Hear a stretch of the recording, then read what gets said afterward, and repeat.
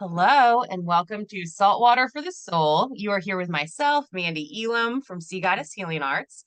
I am an intuitive ascension guide, and I love to hold soulful conversations with people around the topic of salt water for the soul and all the things that can mean. Sometimes salt water can flush wounds out and sting a little bit. Sometimes it can be really cleansing and healing, and there's so many opportunities. So I'm so excited to invite our guest on today. Welcome, Joseph Amoroso. I'm so glad you're here. How are you? I'm excellent, Mandy. Wonderful and honored to be here with you. I appreciate you. Thank you. You're welcome. Okay. So we have a lot of things to talk about today. Obviously, right here on our names, it says Trainer Joe. So we're going to talk a little bit about some of the stuff you do around that. We're going to talk about the calendar that you have and the book you have coming up. So will you tell us a little bit about yourself, who you are and Well, what you do? I've been coaching people since I'm 17, whether it be fitness, metaphysics, spirituality. I'm 44 now. Not to divulge TMI, but I'm 44 now. So I've been coaching people for a long time. I've been writing for a long time. I've been studying metaphysics since I'm 13. A lot of people know me for my cuneiform, which is varies from ancient Babylonian to Hebrew and Kabbalah and all sorts of things, of sigils and such. So a lot of people know me from that and my work from the Archangelic calendar. So it's kind of been coaching slash writing career for quite a long time, just trying to bring metaphysics to the forefront, being advanced spiritual teachings to people and keeping them on task with the rhythms of the earth, and all that and stuff. So some people call me a spiritual advisor, but I just choose not to try to label myself because there's just so many hats to wear. So wherever somebody is, I try to meet them there and bring them up, whether it be fitness, whether it be spirituality, deep metaphysics, whatever it is. So, just here to help, just your friendly neighborhood helper. I love that. And I honor that because I'm the same way. I'm like, right now, I'm an intuitive ascension guy, but same thing. I'm a helper. I'm a Mandee. I love to meet people where they're at. I believe who we are right now in this lifetime is who we truly came here to be. We bring our soul, and our ego is what makes us Mandee and what makes us Joseph or Cleopatra in a past lifetime or whoever you were. And your soul can switch in and out. So you get a little bit of both. And so I love that your soul is here helping and doing really cool things and following that, through different phases of your life and that you're sharing it with all of us. Thank you for doing that. I appreciate the appreciation. Absolutely. It's And I'm it's a 37. I like to share ages. I don't know why that's a thing either, especially since we're all going to live, I think, I quite a feel like I long was time. 17 yesterday. I was like, yesterday I was 17. What happened all that time, right? So, It's crazy. But at the same time, too, I do feel like, and this is where we're going to talk about a lot of cool things you know about. I feel like as a society, as a people, we are wanting to get healthier and more mindful and more spiritual. And many of us are growing younger in many ways. And I think that is very possible with a lot of the practices that you and I both do ourselves and teach and share about. So I'm excited to hear some of the things you have to share with us today. well, I mean, if you just go back to your point here about getting younger, the Emoto experiments, if everyone's familiar with that, is that they basically applied stimuli to the same source of water, then studied it under a microscope and watched the, the composition of the water change depending on what the intention was. We are mostly water. We are absolutely mostly water. No ifs, ands, or buts about it.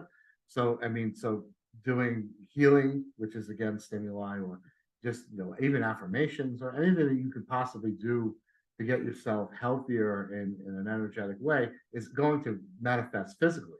No ifs, ands, or buts about it.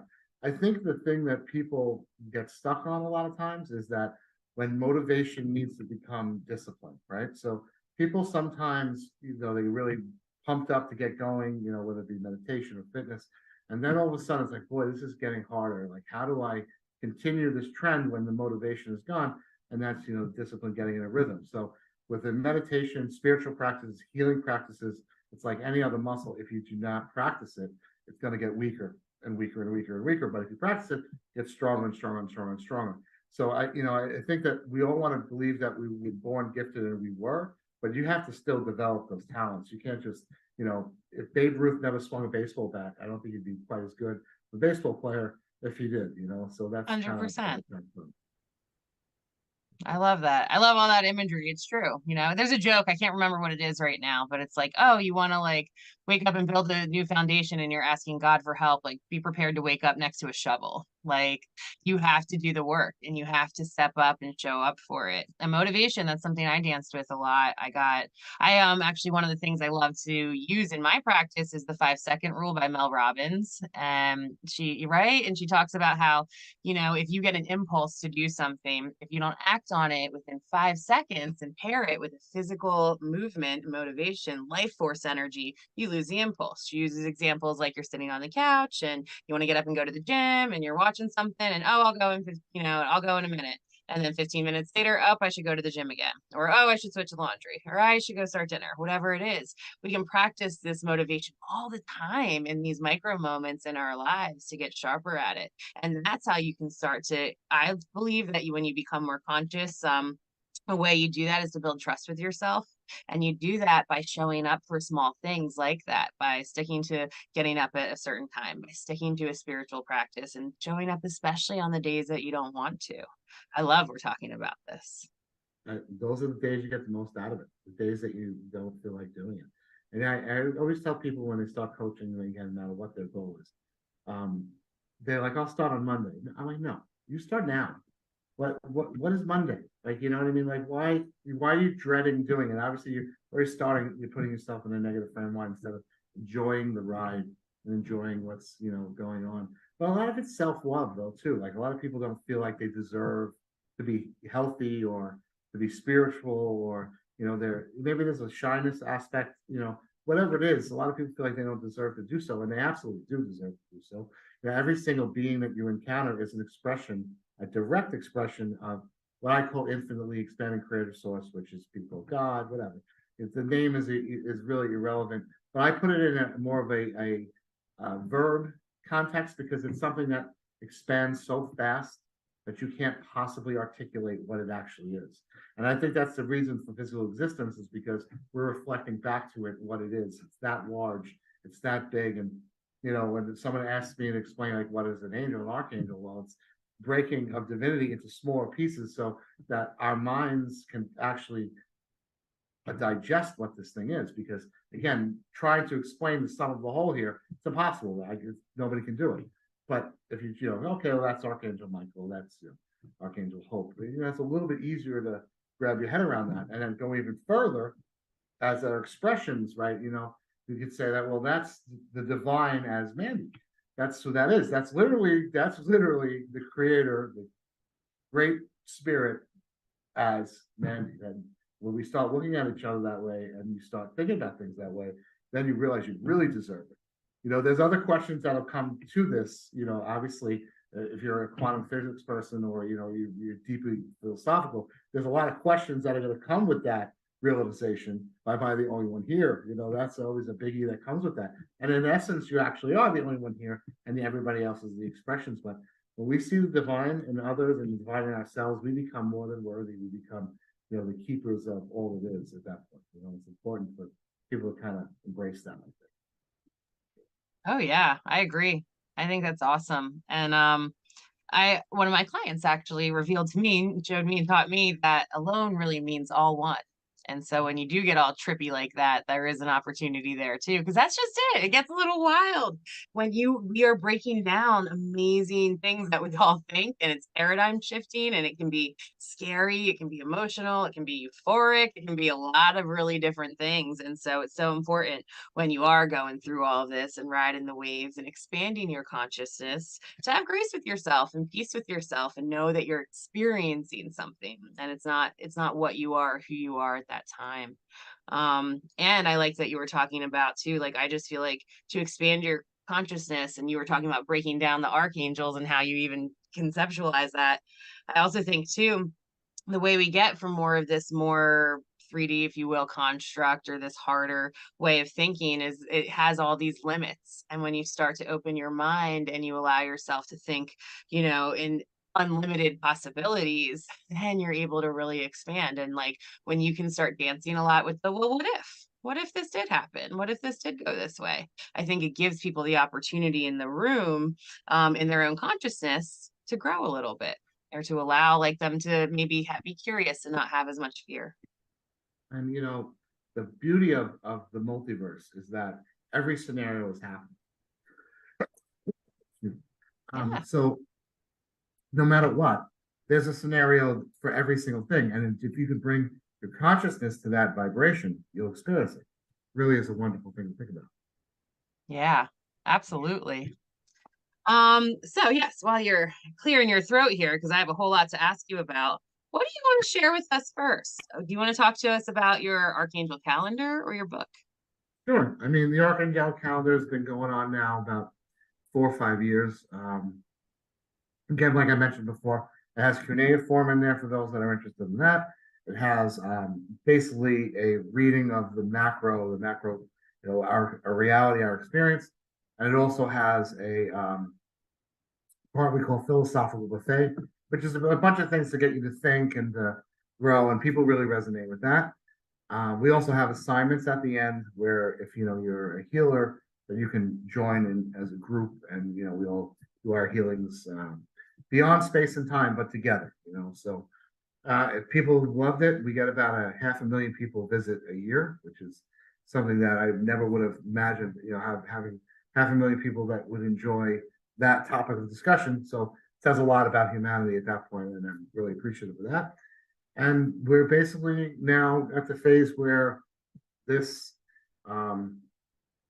methodology of philosophy here is going to be put into a book, and we're trying to get that out. Hopefully, beginning to mid 2024, get all that done and get that taken care of, and just help as many people as possible, because not everybody's a healer, and not everybody would want to gravitate towards the Archangelic calendar, because I find that some of the novices it goes like over their heads. But the book will be more, help just somebody on the path, but maybe need a little push here and there. So that's what we got going on. Just trying to find new and inventive ways to help as many people as possible get to that point where they broke all the barriers and became who they are truly meant to be. And again, the divinity expressed as themselves, right? That's so cool. Does your book have a name you're allowed to reveal yet? We're tossing back a bunch of All different things, right. but I mean, in general, we were going to go with wisdom for the evolving soul. Some say maybe just philosophical buffet, but at that point where we're just the book is there. Naming it is definitely up for debate, and we'll see how it goes. Right? Well, congratulations. That's exciting. Appreciate it. Yeah. And I've been gifted and honored to be able to sit and read your calendar and be part of some of your meditation circles and things. And you also, something that I love that you do, which you touched on a little bit earlier, is you give ritual and you give puja. Is that how you say it?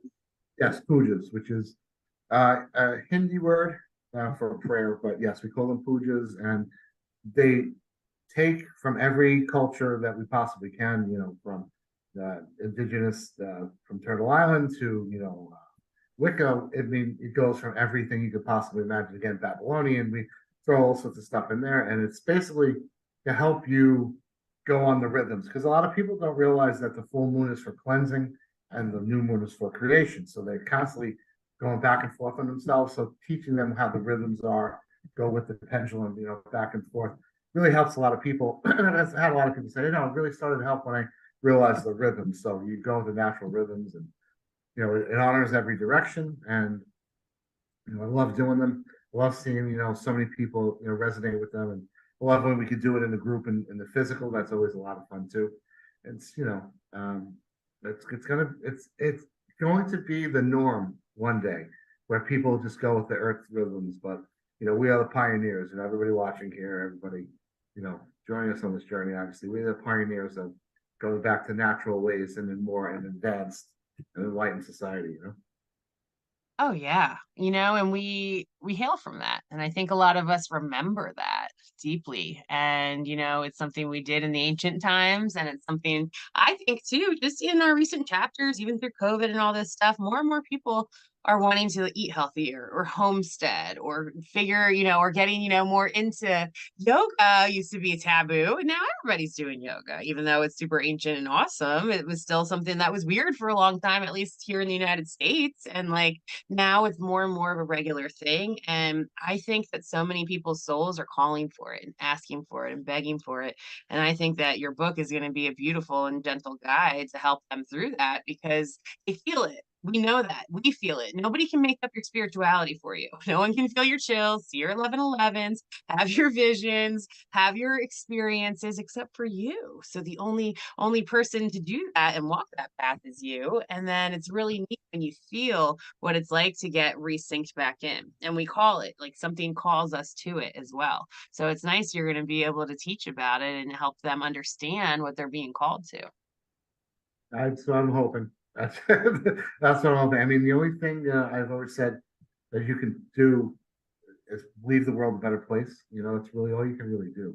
And so, whatever methodology, some people sing, some people dance, some people, have a good time, just making people laugh. Whatever the situation is, if you make the world a better place, you've succeeded. And I think that's really the whole point of our existence in this confusion here is to kind of make things much better in whatever way we can. I love that. And one of the things you were talking about, my more simple form of it, when I joke around a lot of times, I'm like, kids are getting it. They're like, there's all these like science experiments where they're taking samples of water and they're yelling at it or telling it, I love you, or this or that. And like you were talking about, there's images of it. It's incredible. And the same thing, they're hooking plants up to Wi-Fi and hearing what they said, or like near, or they're growing them near Wi-Fi and seeing the effects of them. They're listening to them, hooking up microphones and stuff. And I heard there's even like somebody has been discovering an algae that eats plastic. So like Mama Earth always, figures things out. And I always joke around. I'm like, well, she shook us humans off before and she could do it again. Like I root for her. But I'd like us all to remember we're a part of nature and we're a part of her. And like as we step into this and co-create this, you were saying, we are 70% water. And one of the things that we can do to create change is like work with some affirmations and things. What's been your experience with that? I mean, it's good for someone who really needs to figure out a way to get started. Good affirmation is really powerful. It's always good to fall back on, and when it hits the subconscious mind. So basically, the conscious mind is trying to program the subconscious mind. So the more that you keep imprinting it and do that, I find though, as I get older, symbols work better. Hmm. Like that's you go to Kabbalah and you know what the symbol means, but your subconscious knows what it means even more so than the cognizant mind. So I find symbols really help a lot, but when you have to get to the point where you understand it, like you have to really know the ins and outs of it. Like even cuneiform, every line, every color has a meaning to it, and it's really not just the what the symbol means; it's the intention of the hand. That's why sometimes when people see hieroglyphs, they're very misunderstood is because they're not taking into account the psychic aspect of what they were writing. So you need to kind of have a little bit of that intuition in order to really read some symbolism, the proper way. So I find symbolism really works well, even as far as self-development is concerned. Every person should have their own symbol that means something to them. Mm. That some way to do it and expand on it every single day. Let's say I don't know, it could be a circle, and then every day add something, and that symbolizes your growth. That every day you're growing, and it sometimes really helps again the subconscious mind to really understand what you're doing and what you're trying to do. For Never thought about that. I'm like, what's my symbol going to be? I got to come up with something and work with this practice. Yeah, it's That's it's cool. great. It's just another way. I mean, there's no wrong way. Everybody, whatever you like, whatever you enjoy, it shouldn't feel like a chore. It should feel very enjoyable, to you. And again, not every day is going to be perfect. Some days, the smoke alarm went off and your toast is burning. But it's fine. It's more than okay. Just keep the train moving, and it'll get to the station. Right? Just keep going, chugging along. That's where it'll wind up going. But yes, I do definitely find symbolism is really powerful for self development. That's so cool. I see it a lot, like with Reiki and things like that, and in different ancient scripts and stuff. And then I get visions of symbols sometimes and different things coming in, and I know a lot of other people do as well. And like you're saying, that is a really big bridge. And it's something that helps, I think, like you're saying, it resonates on this subconscious level. It helps them to activate and anciently remember, especially for the things that there aren't words to, which are, if we, the more we drop out and tune in, there are less and less words to describe what we experience. Yeah, exactly. And I always say in my mind, if you're thanking all there is, right? And you could think that not just things that you can name, but things that you can name, things that aren't, possibly registering in the human mind because it's just too out of what we could possibly believe is possible. So, all the unnamed things, and even when I write my pujas, I write all the unnamed directions because we're not just these directions, there's all these directions are everywhere. So it's important to connect with the totality of what is instead of limiting to what you think it is. And just keeping it at that point where, okay, well, this is what it is because this is all I know, this is what I'm comfortable with. When in fact, you have to keep it open to there's way more to look for, heart, mind, soul, keep looking, keep going, and the soul will follow, everything will fall into place at that point for sure. Definitely. Something I like too that I experienced with your work, you work with light a lot and focusing on light. What's the purposes behind that? Well, each color, each light has a different, again, meaning, interpretation, use. So some people know the ray lights, the archangels, the classic ones. Some know, more of like a, Reiki or light language type of a healing technique. But in general, each light has a different purpose. Like red would be good for prosperity. Healing is green, always green. And again, you want to say, okay, red Archangel Ariel, Lakshmi, green Archangel Raphael, those type of things, the mantis, if you want to go there. Healing, no things known for healing in color green. But again, there's no proof that you and I see the sky is blue, the same color. If I call it blue, you call it blue. It could be orange to me and green to you, right? So it's just our way of getting the imagination, the subconscious and the conscious mind to focus in on what you're trying to do here. So it's just, again, that digestion of what's going on, because maybe it would be too weird to see, what it was actually happening. So you're putting it in your mind. I know green is healing. I know that, if I'm sending, this energy out, this is healing, but that's a small part of what's actually happening. There's so much more happening and so many more things. I'm just going to beat at the microphone. So many more You couldn't things. even tell. You couldn't even tell there was a bump. Yeah, you're good. So many more things that the We're real mind. here. We're real here at Sea Yeah, Goddess, so exactly. all is Right. well. As real as we can be here in the 3D at the moment. Awesome. So yeah, that's really just a methodology to do it. Like, I tell people use Archangel Michael's sword. It's just a way for the mind to take the power. And again, these things, we give them names, we give them labels, we give it form. But as a matter of fact, there really is no form there. It's like levels of dimensions. Fifth dimension, sixth dimension. It's not. No one has a welcome to the seventh dimension sign in the seventh. That's not what's happening. It's a way for us to digest what it is, because other than that, there's really no way to describe it. We constantly at a loss for words because we don't have enough words to describe what spirituality actually is. So it's like never get hung up on the titles, the labels, the boxes, because it really is just our way of doing it, and our way of doing it. That being can completely shadow that box and be something completely different at another expression, another place and time. So to speak. Yeah. Oh yeah. I agree. So, with all of your insight and all the things you get to see and hold space with, what are some of your views right now on kind of the state of the world and some things we can do about it? I look at any negative situation as a call to action. I say, if it's coming in front of our eyes, right? And a lot of people, they're seeing this as no, there's no doubt that they're healers, they're special beings that are here to put on this planet, light workers, whatever it is. And you have to say to yourself, okay, so I have this and I'm seeing this. Why am I seeing that? Because you are the answer to the prayer. And we have to take that responsibility as a collective community of healers and keep putting our energy in on trying to heal these wounds that are happening, not taking sides because you really don't know what actually goes on. And you can't really trust the information that's put into propaganda. But what you can do is love unconditionally, send as much healing energy to everybody involved to bring the heart and soul back online, to creator, and by some way, somehow evoke peace in the same way that, the other aspects of things are being evoked in that way. So heal the anger and try to heal everything that's going on. You happen to catch something on the news that means that, guess what? You should be sending a rainbow bridge there. You should be bombarding it with Reiki energy. That's what that means. Doesn't mean that you should look at it, feel bad. No, it means that you've been called to action. Look, it's basically like a briefing. It's basically like, the divine briefed you on, okay, this is what's going on. All right, this is what you got to do. It's You so know what to do.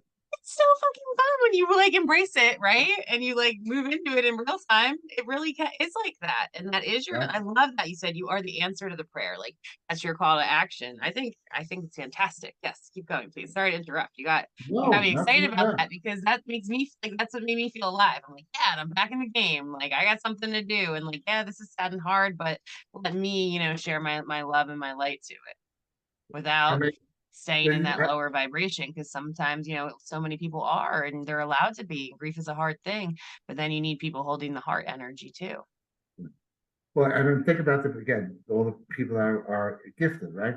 Do you think like the universe put you through a tough life, to learn all these things, to give you all these beautiful gifts for you to learn, for you to practice constantly, for you to sit here and play Tetris? Of course not. Like, obviously there's a purpose. These are clues to what you're supposed to be doing. Like, if you have a gift, you have to, the point is supposed the gift is to share it with humanity and help things. And through like this eclectic placement of people, this healer here, this one there, this one there, we have the perfect solution, the perfect medicine, as they, Native Americans would say, the perfect medicine, but this is bear medicine, this is bird medicine, and all those medicines together is what is going to solve, the problems that are here. And again, I think it's up to the healers and the gifted of the world to unite because they are spread over every color, shape, size there could possibly be. And that really is where the line needs to be drawn, is that community of special, talented, loving people. And even if you don't feel like you're talented, you are talented. Obviously, if you're involved in this energy exchange here, you have a gift, and you maybe just don't know it. Maybe you haven't developed it. But the point of the matter is that the gifted need to unite in a very real way. It doesn't mean like when we taught about the Great Gathering, the prophecy of the Great Gathering. It doesn't mean that we're going to gather in a field and sing Kumbaya. That's not what that meant. It meant that hearts and minds. I mean, maybe one night, but Right? Maybe. But I'm saying there's nothing wrong with doing that. But the amount of people that are needed to do this, let's say it's 144,000, we don't have a field big enough to do that. So our hearts and minds have to connect. We have to connect heart and mind in an intention and gather in that abstract way and do what the healing does best and go right at. Sure. I love it. And that's like, the things that you do and you hold the space where you get a bunch of people together to concentrate on something. It's been proven, it's been Oh, scientific proven, people have sent love and really, healing and rain. Rain is the one that gets proven all the time to places that are drought stricken and things like that, right? right. Water is so receptive. Water is so, but again, think about the element of water. How beautiful is the element of water? We take it for granted, but the magic behind the element of water, magic behind fire, the magic behind air, the magic behind the earth, the soil. The system here is really incredible. It's just there's so many distractions, and I call it the optical eye, and can't see through the optical eye. It's always a very dangerous proposition when you really just so seeing through the lens. And the younger generations are really in on that. They're all in. They grew up with it. I didn't grow up with the internet really. I mean, came out in 93. I was like 13, 14. And I didn't have a cell phone until I was, One of the lucky ones. right. Me too. Cell phones came out when I was like 16, and then Facebook came out when I was a freshman. I'm like, I see why I incarnated in 1985 so that I could come in and like witness all these things. Like Facebook literally started with my class. I'm like, oh. Right. That's what I'm saying. It's like it's very different. So it's like have to guide the kids in the best possible way possible and give them the experience of connecting with nature constantly. And I think that's the solution to health too, because it's going out into nature is healing. Okay, where you are, what form of nature, forests, beaches, whatever. You're just gonna find healing there. You're gonna find the divine there. You're gonna find the majesty of things. You're gonna feel small, which is really important because as large as we are still a small, intricate part of this massive, again, infinitely expanding creative source.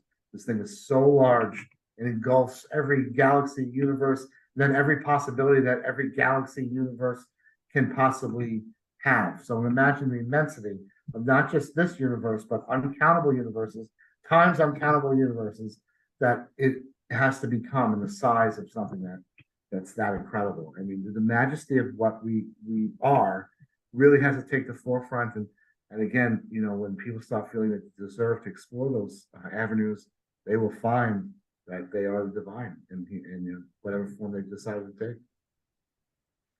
100%. So, do you have any other things you want to add about how people could create change right now?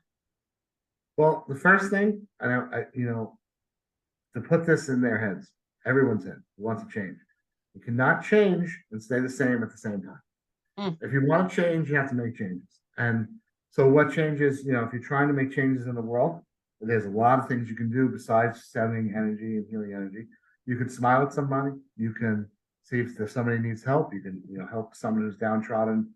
Not judge somebody. Be a helpful ear, a positive ear. Somebody comes to you for, advice. Just give them some sort of, positive way to look at it, and, not put your own insecurities and fears and doubts into things. Eliminate your insecurities, fears, and doubts in your everyday life, because the more that you do that, and there's something called imagined cells, and an imagined cell basically is responsible for the other cells. So again, I guarantee if you're watching this, you are an imagined cell. So when you do your self work, automatically, subconsciously, many others will follow and not even know why. It's a very powerful thing to be where you are and to have that kind of electricity coming from your heart. And we are an electric universe, an electric existence. And electricity travels throughout space, time, you name it. We're going through all those things. So to keep all those things in mind, self work is extremely important.